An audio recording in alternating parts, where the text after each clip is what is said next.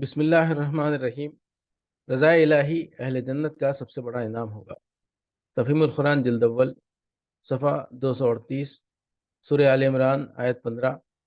कुल औ नब्बिउकुम बिखैरिम मिन ज़ालिकुम लिल्लज़ीना इत्तक़ौ इंद रब्बिहिम जन्नातुन तजरी मिन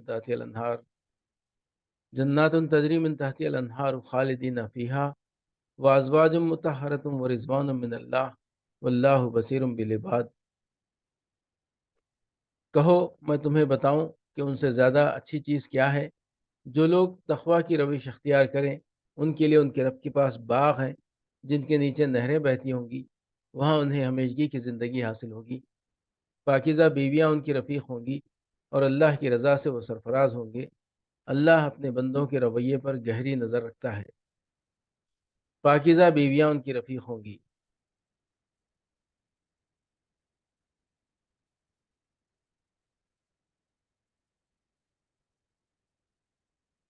अरबी मतन में इज़्दिवाज के लफ्ज़ इस्तेमाल हुआ है जिसके माने जोड़े, और ये लफ्ज़ शौहर और बीवी दोनों के लिए इस्तेमाल होता है। शौहर के लिए बीवी ज़ौज है और बीवी के लिए शौहर ज़ौज, मगर यह वहाँ ये इज़्दिवाज पाकीज़गी की सिफत के साथ होंगे। अगर दुनिया में कोई मर्द नेक है और उसकी बीवी नेक नहीं है तो आखिरत में उनका रिश्ता कट जाएगा और उस नेक मर्द को कोई दूसरी नेक बीवी दे दी जाएगी। अगर यहाँ कोई औरत नेक है और उसका शौहर बद, तो इस बुरे शौहर की सोहबत से वहाँ वो इस बुरे शौहर की सोहबत से खलासी पा जाएगी और कोई नेक मर्द उसका शरीक ज़िंदगी बना दिया जाएगा। और अगर यहाँ कोई शौहर और बीवी दोनों नेक हैं तो वहाँ उनका यही रिश्ता अबदी व सुरमदी हो जाएगा।